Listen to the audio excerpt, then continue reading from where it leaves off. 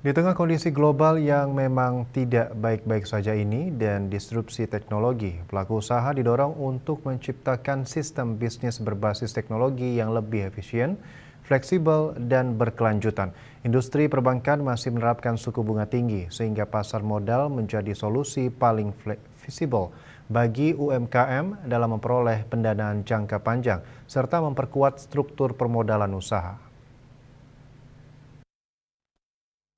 Kepala Eksekutif Pengawasan Pasar Modal Keuangan Derivatif dan Bursa Karbon OJK, Inarno Jayadi menyampaikan ada sejumlah manfaat yang akan diperoleh UMKM ketika melakukan IPO.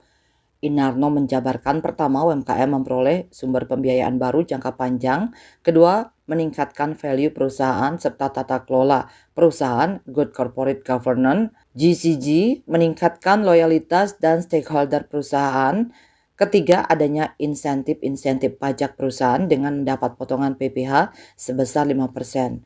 Kemenkop UKM juga memberikan insentif bagi 10 terbaik perusahaan yang akan IPO. Dengan pertimbangan tersebut, OJK bekerja sama dengan Kemenko UKM menggelar sosialisasi pasar modal sebagai sumber pendanaan di daerah, salah satunya di Makassar.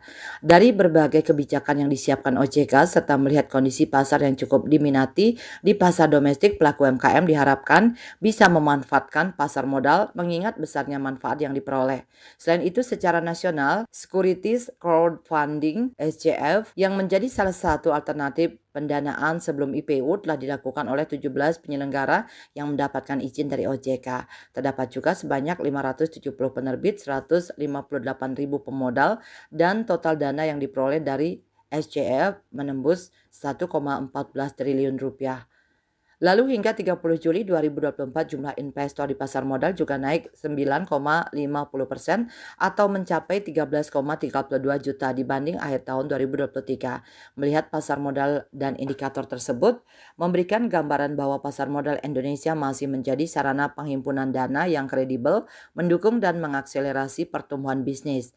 Di kesempatan yang sama, Direktur Utama Bursa Efek Indonesia (BEI) Iman Rahman menambahkan, per 8 Agustus 2024 terdapat 34 perusahaan tercatat baru di BEI dan total sebanyak 936 perusahaan yang sudah melantai di bursa.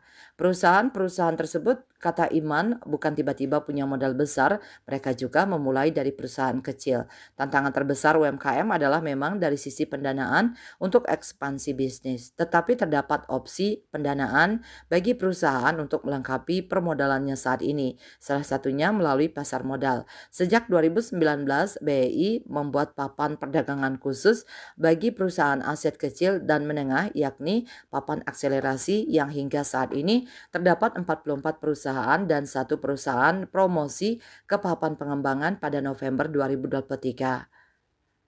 Rah Bisnis Bali melaporkan.